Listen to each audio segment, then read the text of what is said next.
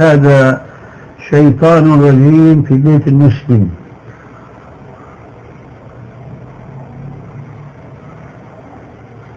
يعني نحن ما ندري أنه ما كان في زمن الرسول عليه السلام.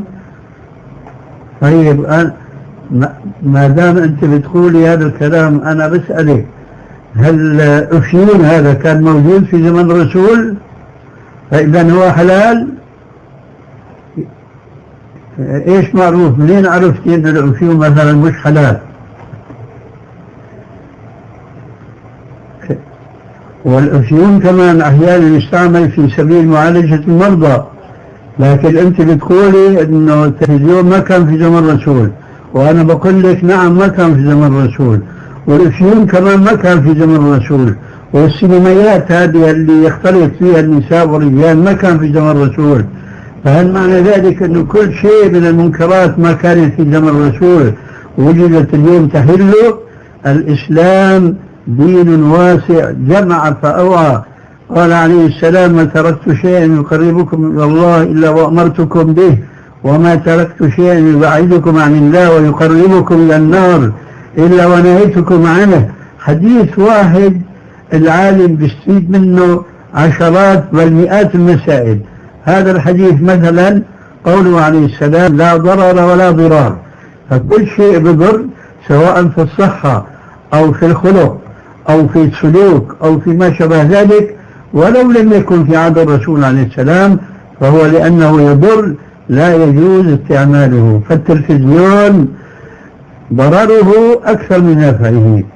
وقولك آنفا أنه في فوائد بالنسبة للتلفزيون، هذا ينبغي وأنت مسلمة إن شاء الله أن لا تقعي مرة أخرى في مثل هذا الكلام، لأن الله حكى عن الخمر المحرم بالقرآن.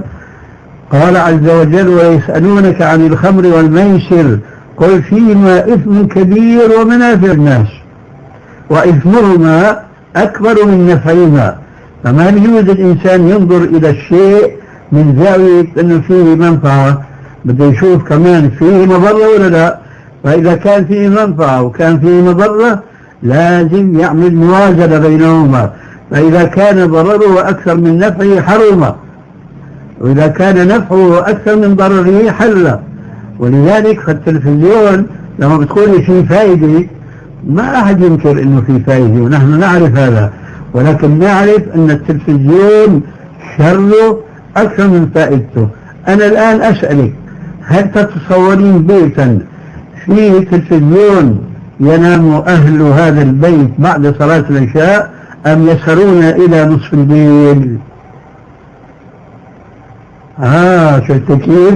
والرسول عليه السلام نهى عن النوم قبل صلاة العشاء وعن السهر بعدها. شفت بقى النتيجة كيف؟ انه خالف اللي بيستعمل التلفزيون وبيجيبه في بيته، بخالف احاديث الرسول عليه السلام، وانت بتقولي ما كان في زمن الرسول. وان لم يكن، لكن في هناك نصوص العالم يستفيد منها ان هذا الذي لم يكن ثم كان ينظر هل ضرره أكثر من شره، فإذا كان ضرره أكثر من شره فهو حرام. لذلك البيت الذي فيه التلفزيون اليوم ينشأ الأولاد ذكورا وإناثا لا يهتمون بتلاوة قرآن ولا يهتمون بتلاوة قراءة أحاديث الرسول عليه السلام، لأنهم يتسلون ويضيعون أوقاتهم كلها وراء التلفزيون، لأنه فتنة، لأنه جذاب. ولذلك فاتق الله في نفسك وفي من تعودينه. والسلام عليكم.